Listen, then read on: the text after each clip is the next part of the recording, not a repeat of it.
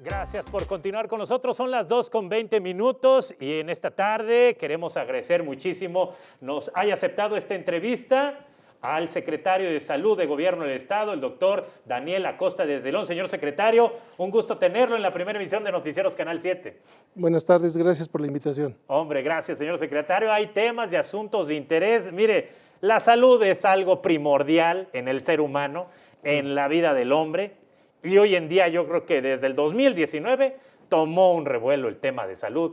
Ya conocemos COVID-19, Omicron y todo lo que ha girado alrededor de este tema, no nada más en San Luis Potosí, no nada más a nivel nacional, sino a nivel global. Pero prácticamente abordemos temas que tienen que ver para San Luis Potosí en el rubro que es la salud que atinadamente usted preside. Gracias. En esta nueva administración, 100 días se han cumplido ya de la administración del gobernador del estado, Ricardo Gallardo Cardona.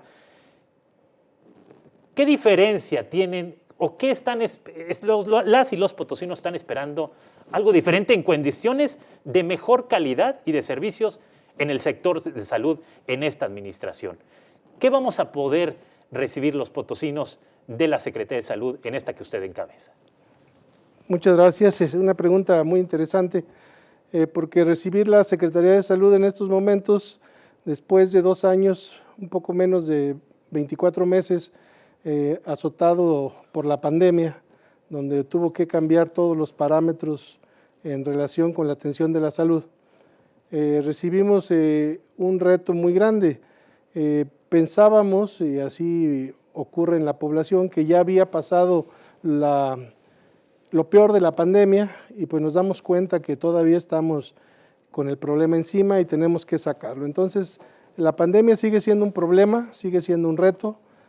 Encontramos un sistema de salud fragmentado en muchos sentidos, una infraestructura hospitalaria incompleta, un primer nivel de atención con muchas carencias, con muchas deficiencias.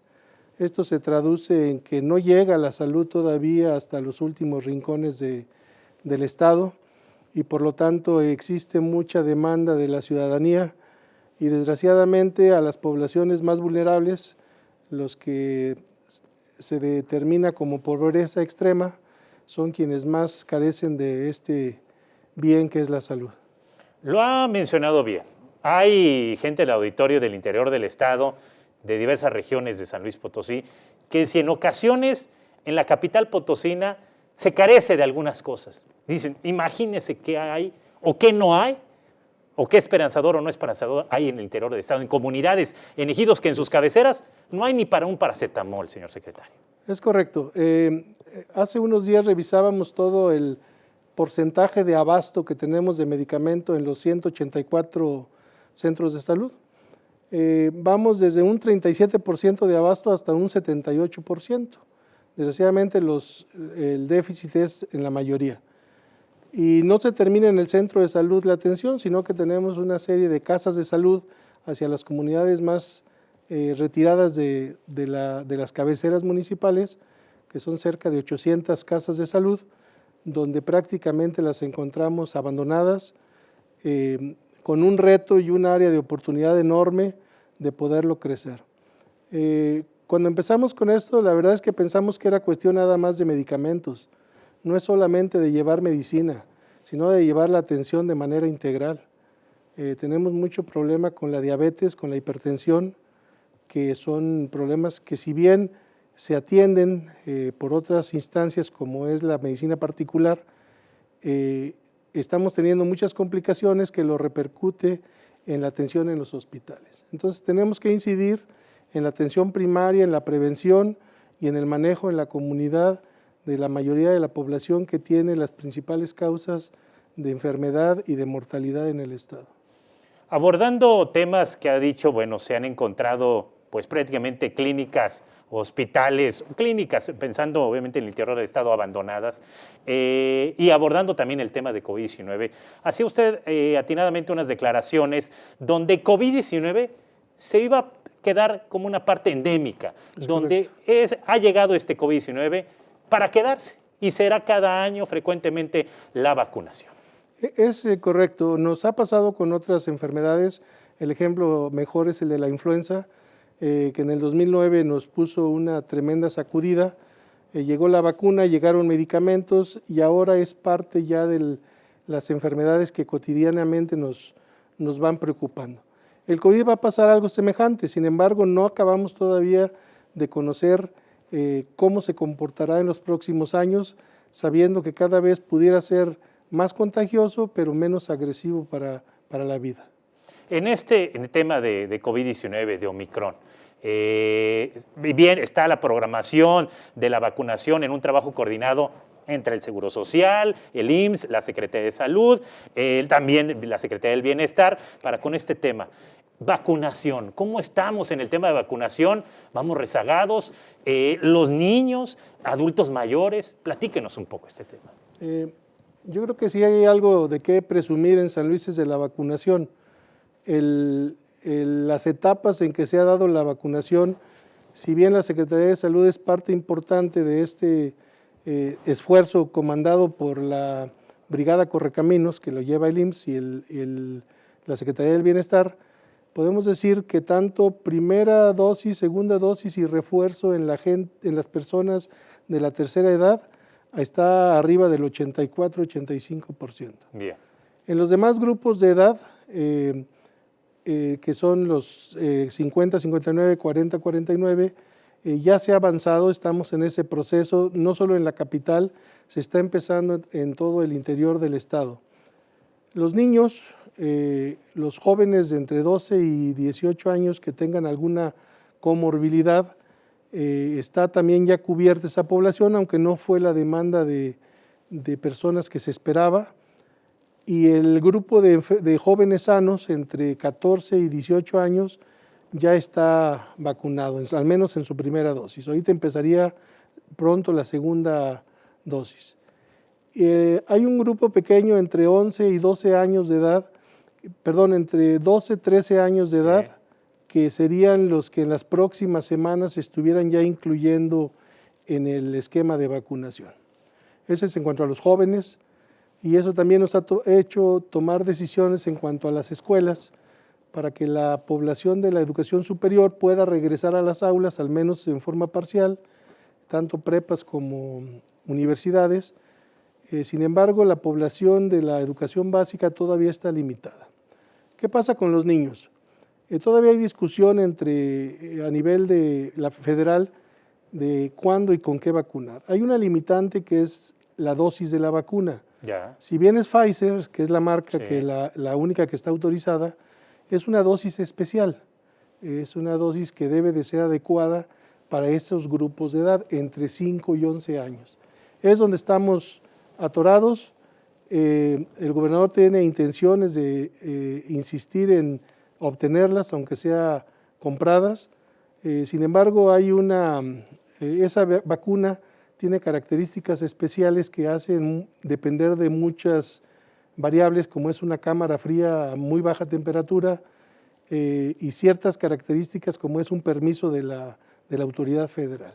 Entonces, en eso se está trabajando, todavía no está definido, y lo que sí esperamos en las próximas semanas es el grupo de 12 y 13 años que pueda ser incluido. Estamos conversando en esta tarde con el señor secretario de Salud de Gobierno del Estado, el doctor Daniel Acosta Díaz de León, abordando temas de salud, obviamente temas de COVID-19, de Omicron, de esta pandemia y obviamente de la infraestructura que se tiene para San Luis Potosí, atender los servicios de salud de todo, operaciones en el interior del Estado, que tengan instrumentos de alta precisión, que se cuente también con el personal especialista en la salud, no nada más en la capital potosina, sino también en el interior del Estado. Hacía mención con respecto a este programa Intención que el señor gobernador ha mencionado.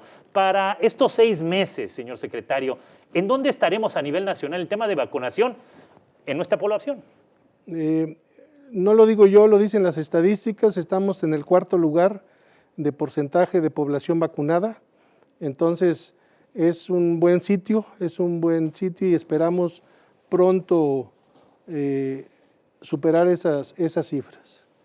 Entonces, si se logra que al menos tenga la población una dosis e ir avanzando en los refuerzos, en la segunda dosis y en los refuerzos de todos los grupos de edad, creo que pronto lograremos un porcentaje elevado.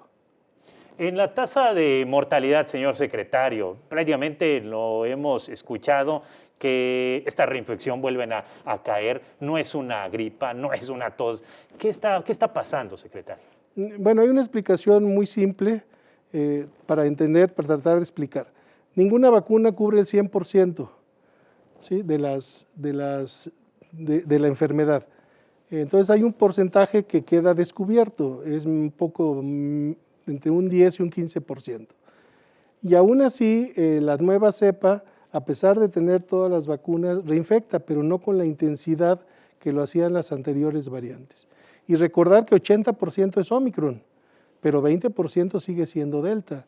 Por eso es que seguimos teniendo casos graves y seguimos teniendo demanda de hospitalización. ¿Se tiene la infraestructura? En esto vemos que hay disponibilidad todavía, pero obviamente no hay que caer en la confianza de camas, de equipos especiales para atender tema que llegue en urgencia. ¿Se cuenta con equipo?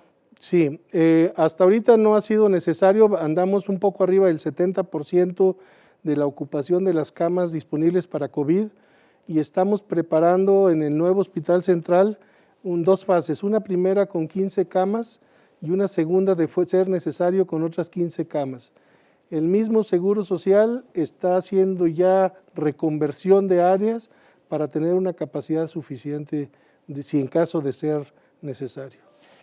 A nivel nacional, la Secretaría, el Secretario de Salud del Gobierno Federal ha dado un número interesante, alarmante, con respecto al número de contagios. Así es. ¿Qué está pasando ahí, secretario? Bueno, es muy sencillo de explicar porque nosotros lo que hicimos este inicio de año fue aumentar el número de pruebas. Y al aumentar el número de pruebas ante una variante más agresiva, pues íbamos a tener más casos positivos. Entonces, la ventaja de esto, que algunas personas no lo han terminado de entender, es que al tener un diagnóstico temprano, la gente aumenta su autocuidado y cuida a su entorno, cuida a sus papás, cuida a sus abuelos, y eso es lo que se nos ha ayudado.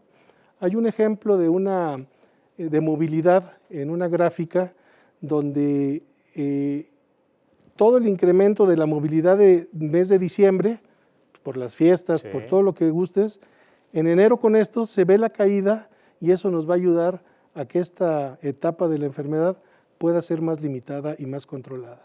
Acaba de abordar un tema de las pruebas, de estos tests. ¿Se tendrán todavía más? Obviamente dice, bueno, hay gente muy inquieta con respecto, obviamente, de que quiere protegerse y no quiere infectar, obviamente, a sus seres queridos, a su entorno.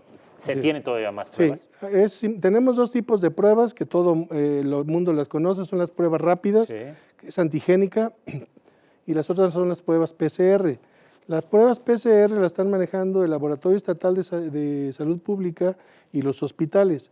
Y las pruebas de antígenos son las que hemos anunciado y el señor gobernador las ha anunciado con insistencia para gente que quiera saber si tiene síntomas.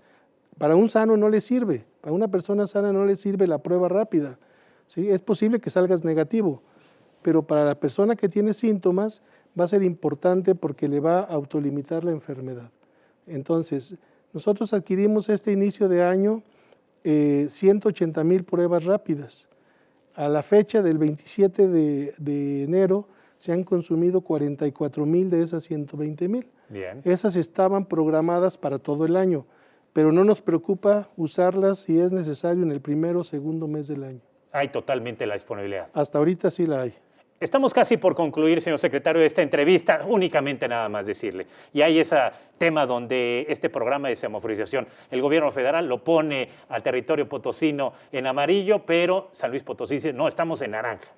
Sí, es cierto. Hubo una variación en la forma de evaluar el semáforo. Eso lo hace el gobierno federal, tiene 10 parámetros que evalúa cada semana, pero los hace públicos cada 15 días. Cierto. Esto nos norma la conducta en toda la República. Sin embargo, el gobierno federal, como estados, nos da la alternativa de poder variarlo dependiendo de las condiciones. Bien. ¿Cuáles son esas condiciones?